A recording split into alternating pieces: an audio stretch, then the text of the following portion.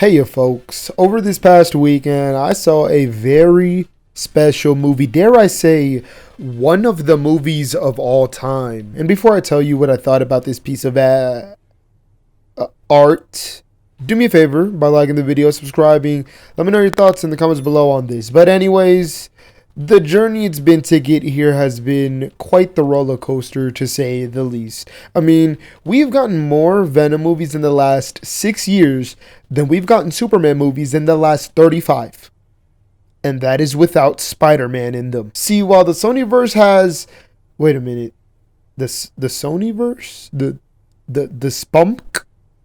The SSU? These movies have had quite the range, from catastrophic dumpster fires to just bad and awful movies, but there's something to admire with them. You know, it is truly special just how Sony manages to make such appalling decisions over and over, time and time again. I mean, they started this with the idea of making a Venom movie without Peter freaking Parker. And I know it sounds like I'm going on a bit of a tangent here, but just stay with me. See, Morbius and Madam Web, those two can go. Two misses that, while served me some entertainment, it was all for the wrong reasons. What we're here to talk about today is the legend, the myth, the GOAT, the cinematic triumph that is the Venom franchise. It feels like just yesterday I was seeing that first trailer for Venom. My little oopy goopy monster actually looked like an alien. He looked frightening, disgusting. As soon as I saw it, I was like, he's so ugly! I love him! With that, add Tom Hardy playing the titular role coming recently off of the mind exploder that was Mad Max Fury Road. Add to that, the movie was being directed by the man who had helmed one of my favorite comedies at the time and still with Zombieland. And so I was really excited. And for the most part, I had some fun with it. It was absolutely ridiculous, so stupid. The character work was abysmal. And it was delicious. There was something about seeing this character on screen in full form for the first time.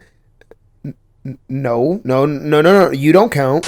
It had a shock value. Sure, it was trash, but I would have gladly taken another one. And that happened. Only this time, it was in the middle of a pandemic. See, leading up to the release of the sequel, or Venom Let There Be Carnage, as I called it, Venom Let There Be Cinema, everyone knew it was going to involve Carnage, specifically played by Woody Harrelson, which was teased at the end of the first film. And then we got set photos that began to be released. He looked a bit different. I remember all of this like yesterday. The Hawaiian shirt, the Mustang, Andy Serkis himself, the whole shebang. The prospect of Andy Serkis directing a Venom movie was just insane to me, let alone being shot by Robert Richardson. And let me just glaze real quick, because in no world is the worst Venom movie the one that was directed by Andy Serkis, shot by Robert Richardson, had the best action and the best villain. Although not making the movie with the psychotic killer rated R, but proceeding to make Craven was certainly one of the choices of all time. Anyways, the point is, this was an escape during a pretty difficult time for most people. It was fun, very brisk at about an hour and a half, and we got more of what we wanted. It wasn't a tonally disjointed as the first, and simply embraced all of its quirks. It was goofy. Venom and Eddie were practically having marriage arguments, and Cletus was a maniac. The prison break was sick. This cool little animation was dope. His escape with Shriek was insane when Carnage was like, "Let there be carnage." That entire church battle, like, they were throwing serious hands.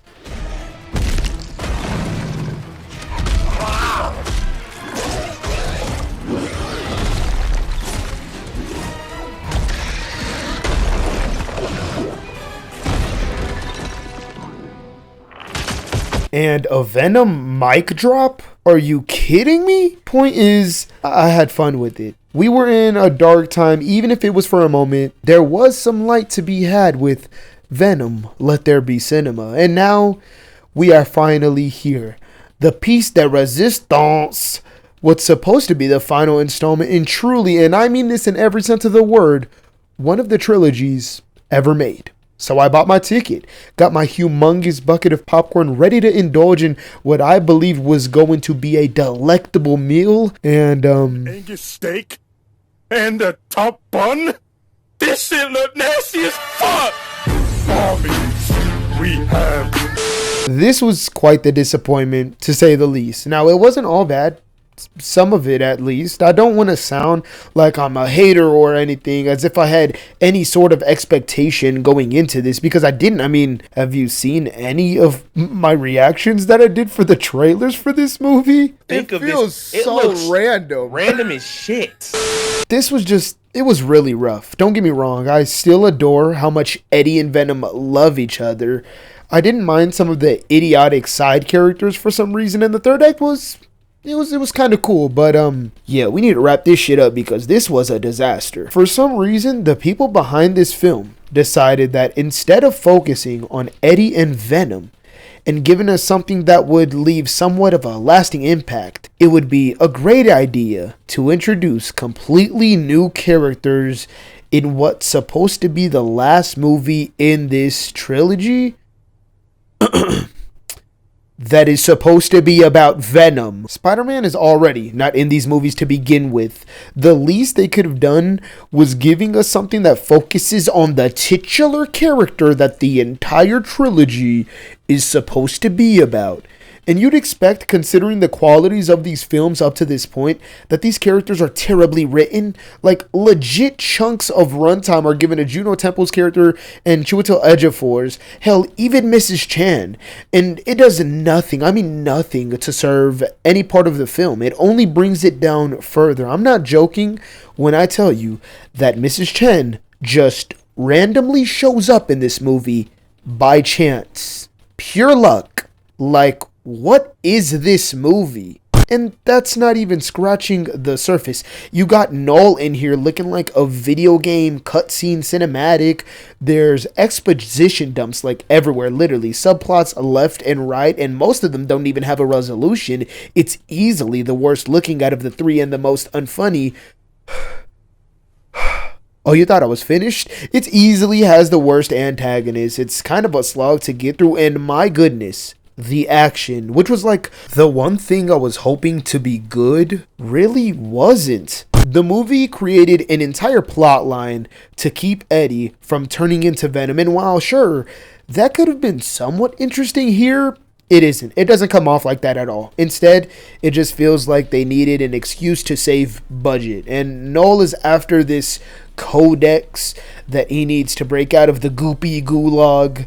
But the codex only exists in those who have bonded with the symbiote after death, which literally happened in the last movie with Toxin, and it happens multiple times at the end of this one, which creates a ton of plot holes at a point where by that time I was already checked out. And that's not including Venom turning into animals perfectly fine when the rules with the symbiote that were established before go completely against that. I spent the entire weekend pretty much questioning, like genuinely in awe at what caused these decisions, head scratching even every other minute, until I came to the realization this was made during the writer's strike. It all made sense now. Like every single puzzle piece was put together as soon as I realized this issue. And even with all these countless of problems and issues,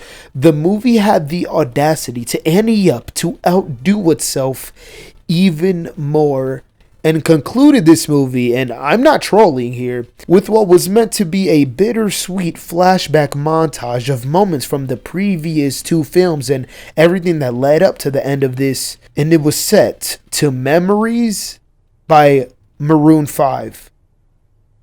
I know a Sony movie when I see one. 𝙁proceeds to say like the most generic villain dialogue in a post-credit scene, and then we see Danny Rojas from Ted Lasso. And then a roach, which I'm guessing the symbiote is supposed to be attached to? I don't fucking know what's going on, man. This movie was a mess, to say the least. And while you could make the same case for the previous two, This one just didn't have that unexpected shock value that the first film had, nor did it have the brisk and fun getaway from a global crisis that was the second. This entire franchise was never going to improve because Sony simply isn't embarrassed of what they're putting out. But fortunately, Craven is going to save us, right?